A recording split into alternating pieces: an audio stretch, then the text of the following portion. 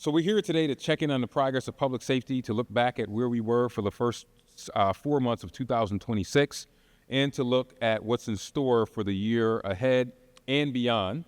Some of the investments are outlined, as you know, in my fiscal 26-27 budget proposal released last week. I'm joined by Police Chief David Smith, Fire Chief Stefano Napolitano, Commissioner of the Department of Recreation and Human Services, Shirley Green, the Office of Violence Prevention Services, Zeke Tukes, our Commissioner of Environmental Services, Kapute Kanze, and Director of Emergency Communications, Mike Soretto, as well as our Crisis Services Manager, Aaliyah Hinton Williams.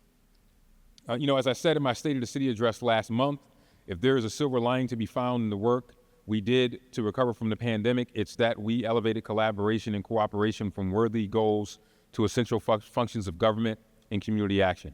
We came together like no time before, and working together is a new normal. We believe in this all hands on deck approach to produce results.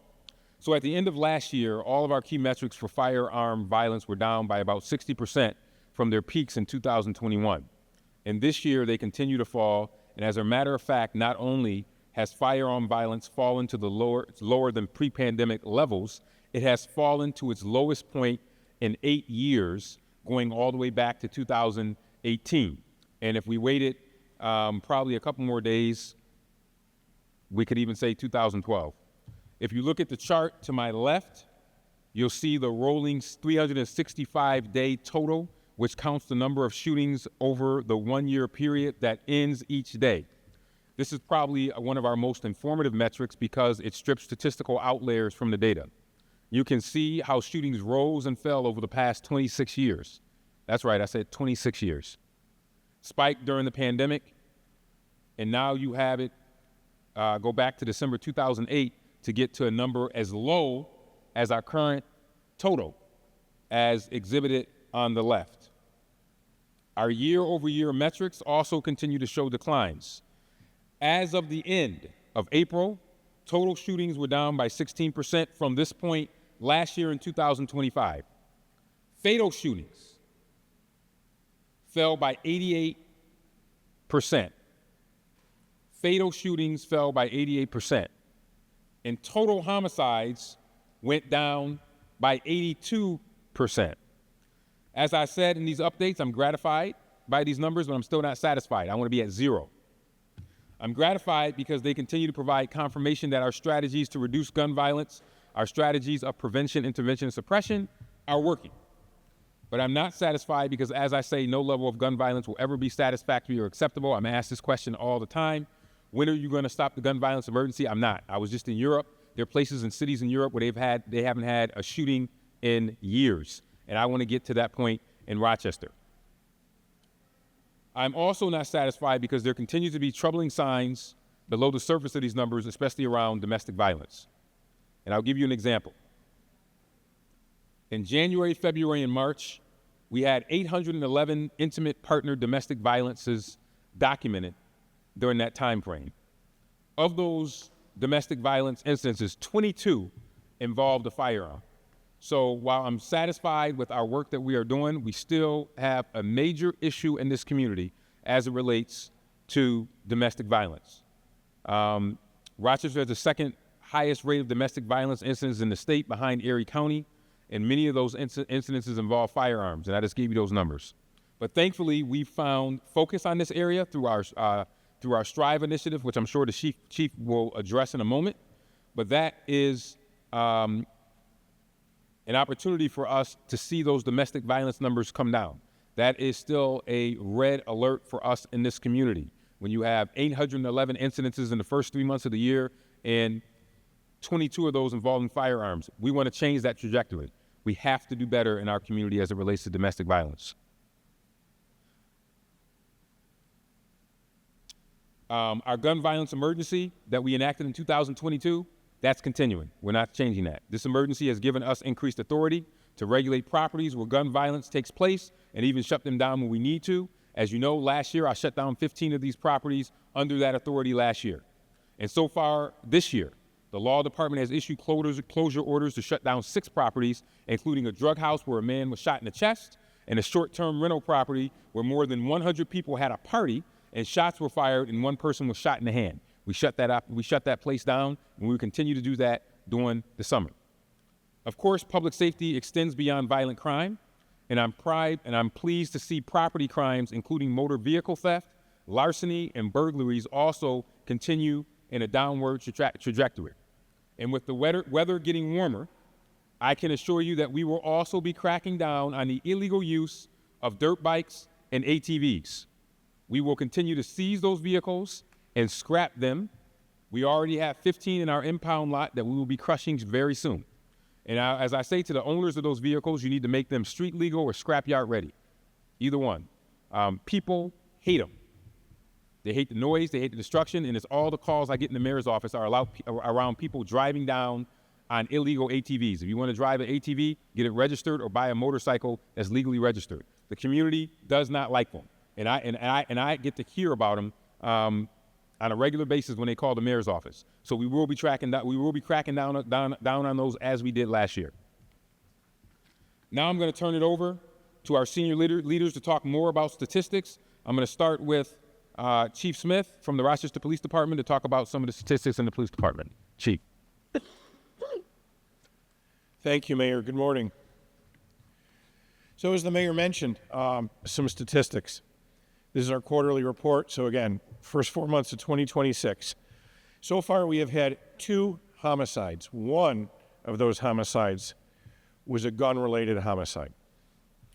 For comparison, we had 9 at this time in 2025. At this time in 2024, we had 11. And at this time in 2023, we had already had 15 homicides. In the first 4 months of 2026, we've had 36 shooting victims, including only 3 in the month of April. And as the Mayor mentioned, this is a low that goes back all the way back to 2008. So we are, everyone says, okay, it's going down. We are beyond pre-pandemic levels now. So we are way below where we started this. Again, for comparison, in 2025 at this time, we'd had 43 shootings. At this time in 2024, we were already up to 58. At this time in 2023, similarly, we had already had 54 shootings. So in the past 365 days, because again, we like to do rolling totals, we are at 150 shooting victims, which is the lowest, as the Mayor said, since 2018. Also in the first 4 months of 2026, our non-fatal shooting unit, again, which was one of my administration's initiatives, has increased their closure rate to just under 50%. That's a 50% closure rate. I think nationwide they're still at around 20. When we started this endeavor, our closure rate for non-fatal shootings was only at 14%. As the Mayor mentioned, our STRIVE initiative is up and running. So STRIVE is a statewide initiative. It focuses on intimate partner violence. From March of 2025 to March of 2026, since we initiated the program, again, we are one of the first agencies in the state to sign on to this. We have had 139 details, which is where officers are sent out specifically to apprehend offenders in intimate partner violent offenses. We made 103 arrests. These, again, are offenders that are identified through the process as the highest risk offenders, with their victims being at the highest risk of being victimized again. So these are the folks, we make an active effort with our partners, we go out, we arrest them. We've also rolled out, as part of this program, what's called the DALE assessment. It is basically a form that patrol officers do when they go to a case of intimate partner violence. It is 11 questions. It is an evidence-based risk assessment that identifies which victims are at the highest risk. So again, when I talk about identifying offenders, this is how we do it. This is a pilot program right now in Goodman section. Next, it will be moving to Clinton section. Our goal is eventually we will be doing these DALE assessments citywide. Also, motor vehicle theft does continue to decline. It is on pace to return to the pre-Kia and pre-Hyundai trend levels, and we all remember that. Also, our bus patrol project is now up and running. Fines are being issued. Since January 20th, over 10,892 violations have been issued. April alone had 3,473 violations issued for passing a school bus in the city of Rochester. The highest concentration of violations has been in the 1400 block of Lake Avenue. Sadly, we also noted that we've had 6.7% rate of repeat offenders. So 6.7% of the folks getting a ticket for passing a school bus have already gotten a ticket for passing a school bus. We do understand that Monroe Transportation is no longer going to be the bus provider for city schools next year. That is going to affect 102 buses, but plans are already in place to transfer the cameras over the summer to the new bus provider. And then looking ahead, I would also like to note that over the summer, as we remember last summer, we did 4 operation uplifts in various parts of the city where we focused not only our officers but other city agencies on specific neighborhoods to address various quality of life issues. We're going to be doing those again this year specifically. We'll again be doing the North Clinton Avenue corridors we did last year. We'll be doing one in the Central Business District downtown. We'll be having another one on Monroe Avenue, and then finally we'll be having another uplift on Lyle Avenue. So very exciting news. You know, the men and women in the Rochester Police Department work very hard day in and day out. You know, I can honestly say we believe, you know, the reduction in the shots fired incident is a direct result of our GIVE initiative, looking at our top street segments. And, you know, when we talk about this, here's some numbers for you. In the city of Rochester, there is 9,989 street segments. 100% of our shots incidents occur on only 4.6% of those street segments. So let me say that again. All of our gun-related incidents occur on less than 5% of the street segments in the city of Rochester. And those are the street segments, again, that we focus on. And, you know, despite what you hear over and over about hotspot policing, that it is, you know, throwing people in cars and throwing people against cars, hotspot policing is foot patrol. You say it over and over and over again. You know, Dr. Coper proved in multiple studies that a police officer doing a random 15 minutes of foot patrol in a targeted area has a significant influence on violence. Our patrol officers are making sure they get time out of their shift between all their calls for service to do a mandatory 30 minutes of foot patrol per shift in these hotspot areas. And I'm a firm believer, as is my staff, that this has had a direct impact on the number of gun-related incidents in our street segments. So thank you everyone for your attention. Mayor? Thank you. Thank you, Chief. I just want to point out again, Lake Avenue is a problem area for us. It is a speedway, and you see it in those repeat bus patrol numbers. And I will remind people again: don't pass the school bus. Don't pass a school bus. If you do, you will be ticketed. And we're seeing it with the high numbers that we're seeing and the repeat offenders. Now we're going to hear from Fire Chief Stefano Napolitano, who will talk about some of Rochester Fire Department's upcoming initiatives, including the plans to celebrate. Believe it or not, RFD is 200 years old. RFD is actually older than the city of Rochester. So Chief Napolitano. Thank you, Your Honor. Good morning. The Rochester Fire Department's first quarter operational update reflects a period of significant activity across emergency response, specialized operations, and community risk reduction efforts.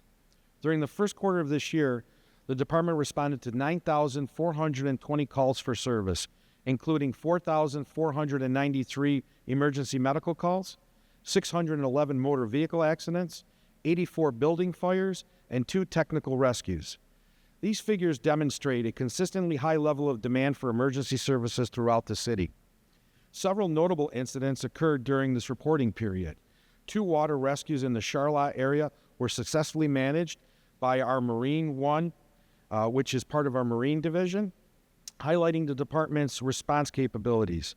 In addition, the house explosion on Lake Avenue required the deployment of our technical rescue team in addition to our structural collapse unit, underscoring the department's preparedness and ability to respond to complex and large-scale emergencies.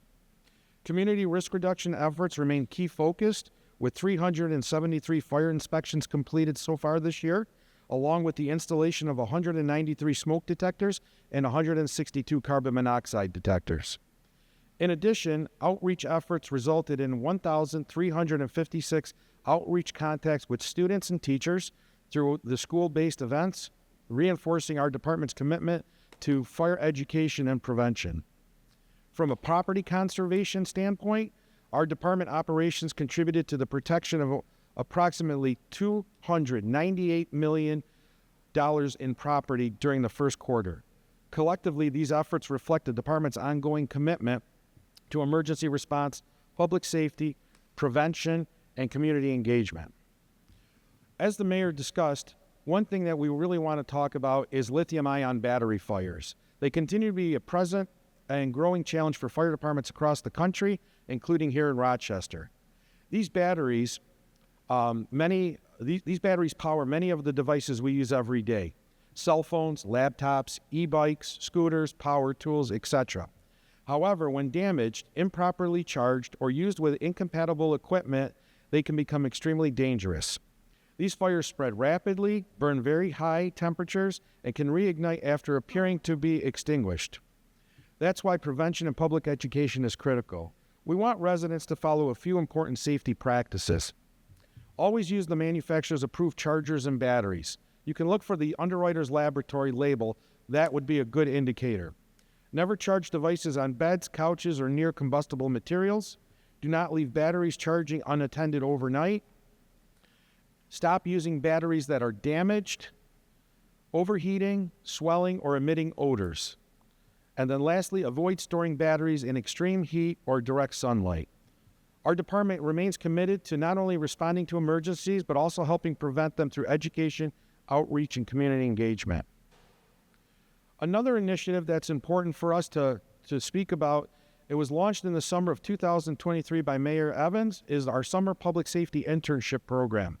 It was created with a clear and meaningful purpose to provide graduates of the Rochester City School District with valuable hands-on training, opportunities, and a pathways towards a career in firefighting or emergency communications. The Rochester Fire Department's 6-week internship program offers participants far more than a basic introduction to the profession of firefighting. It provides an immersive experience into the realities of fire service through a combination of classroom, instruction, practical training, and real-world exposure. Interns gain meaningful insight into the daily responsibilities of firefighters while developing a deeper understanding of the commitment, discipline, and professional requirements of this career.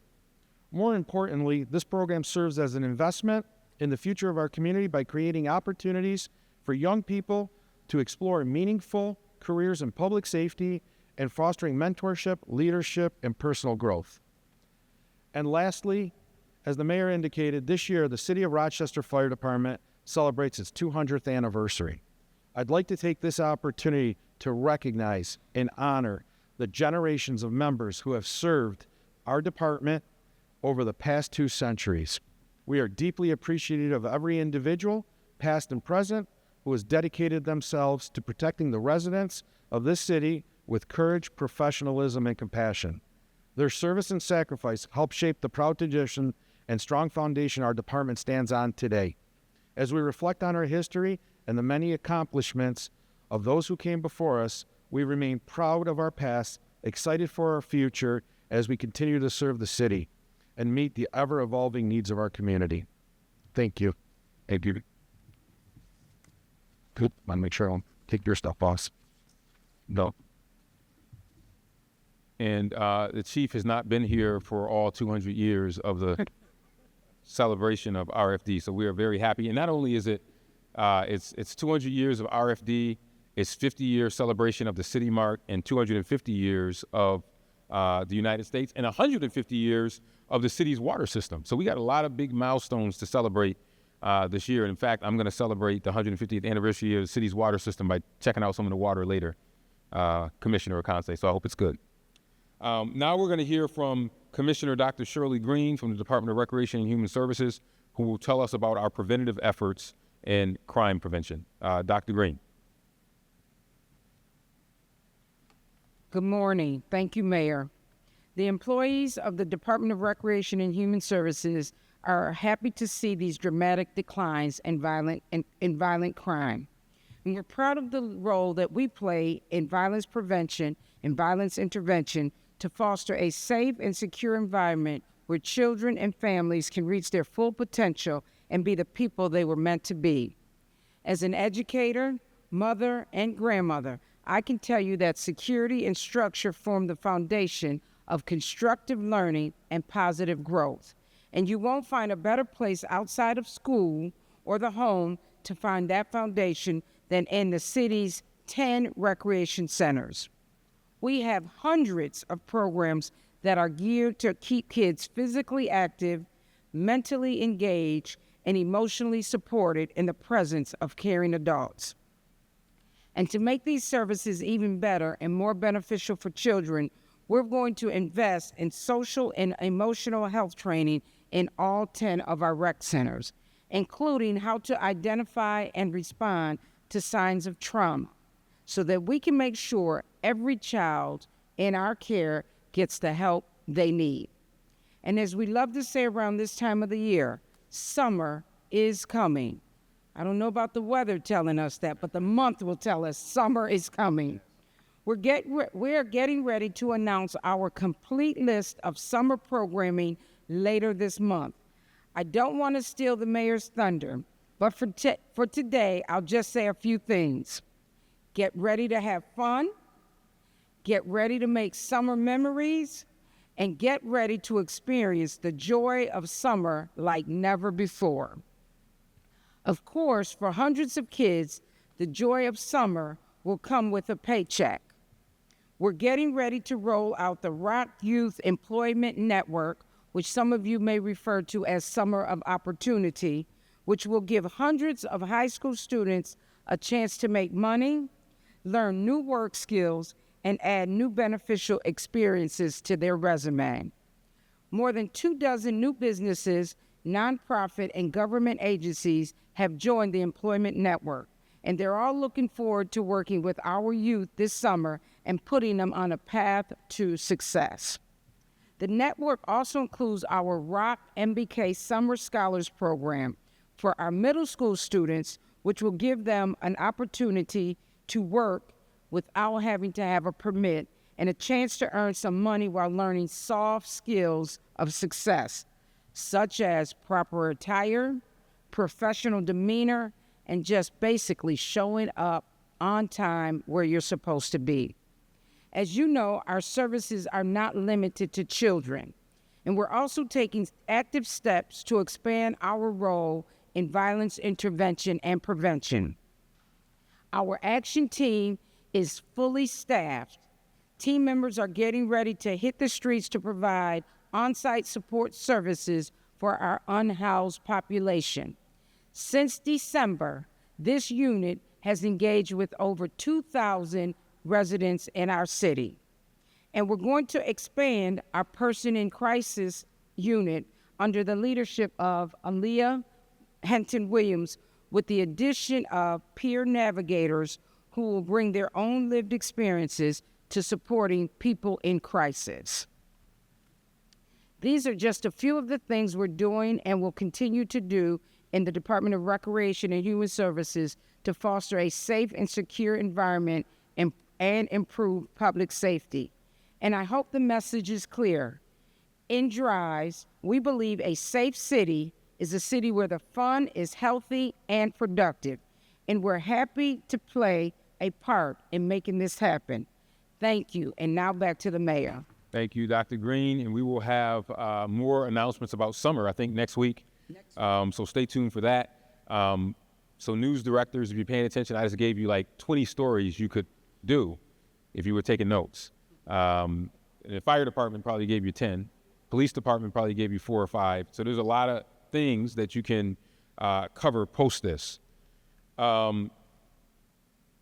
Again, I also want to thank all the employers that participate in the Rock Employment Network. That is a key component of our success and in terms of our ability to keep young people out of trouble, making sure that they are working over the summer.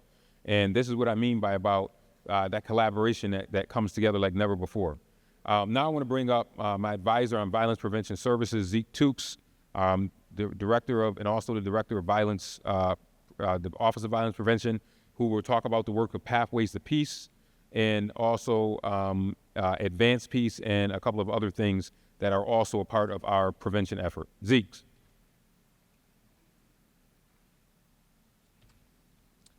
Thank you, Mayor.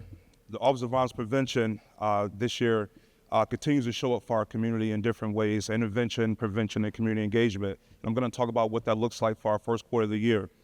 This quarter, we conducted over 300 targeted interventions. A lot of that work was done inside of our schools, working directly with our young people, addressing conflict early, and quite frankly, staying tapped in to what's going on so we can know how to intervene quickly and rapidly. In addition to that, we're responding to referrals. We do hospital referrals. We answer pretty much our crisis calls that require our immediate attention. In collaboration with our office in the Rochester Peace Collective, our Rochester Peace Collective partners, we've engaged over 340 individuals in violence prevention programming this quarter. The numbers don't really tell the full story, but that's 340 people that decided to be involved in something positive versus not being in something negative. In this quarter, we also had our Advanced Peace program graduate our third cohort. In cohort 3, we graduated 16 fellows from the Peacemakership Fellow program. Currently, right now, we are in our 4th cohort of that 18-month program. And again, Advanced Peace works with former gun offenders, and we put them in the program. Is designed to create different opportunities to give these guys the skills that they need to be able to make those changes that they are looking to create in their lives. Through our Revolt program, we stay connected through our young people. Our Revolt program is our approach at proactive reentry work. So we work with young people that are justice involved, and instead of working with those guys when they are already 18 and they are pretty much on their way to being in prison, quite frankly, this program is designed to help those guys make better decisions and show them the courses to how to do that. During this quarter, we also created our Friday Night Careers. This program was for youth and young people, ages 15 through 30, introducing them to different career paths by hiring people that are in those careers to share their stories. Whether it's being a chef or a nurse, we brought individuals in to share those lived experience and to talk about the careers that our young people were interested in. We also did Push the Plug. This was a free training program where participants received a stipend upon completion. During the quarter, we also hosted our quarterly Choose Wisdom job fair. This job fair specifically is designed for individuals who have been just as involved and with records. We were very intentional about the vendors that we invited to our job fair. We asked them to, quite frankly, if you're not willing to hire someone that has a record or criminal past, to not show up, but to be ready to show up to be able to help those individuals who are looking to make those changes in their lives. OVP, we can continue to support the creation of our Rock United platform. Our Rock United platform is a public safety forum where residents impacted by gun violence can come together, speak openly, and be a part of shaping solutions in their own community. Rock United is a collaborative effort with community partners, law enforcement, and community residents. We are continuing to build up that community platform, and we feel very confident that once that it will be very successful once the community catches on to it. Mental health continues to be a key part of this work. Through our partnership with Breathe Deep, we are connecting our youth and OVP participants to counseling support from professionals that look a lot like them and understand this community. I know it sounds like a lot that we're doing, but we're not doing this work alone. So shout out to our partners, our Rochester Peace Collective partners, along with our partners such as Rise Up, Snug 585, Rochester Works, RCSD, the list goes on. But a list of individuals who make sure the community is supported and connected to the right resources. As we look ahead, June is Gun Violence Awareness Month. We are hosting our Wear Orange event, June 5th. That event will be at Parcel 5 between 4 and 8 o'clock. That event, again, is to bring awareness for gun violence, reduction. And again, the color for that event is orange. So if you guys, we look forward to seeing you guys out to that event. Again, that's Parcel 5, June 5th, between 4 and 8. And that concludes my OVP quarterly updates. Thank you. Thank you, Zeke, and we look forward to Wear Orange on June, is that 5th? June 5th, Parcel 5, be there, I'll be there. Another story for you to cover. With that, that concludes our remarks on these updates. So this is great progress that we are making. As I always say, I'm gratified but not satisfied, and we're going to keep our foot on the gas. We know that when summer comes up, we know it's a very busy time, so we'll be ready and prepared for summer.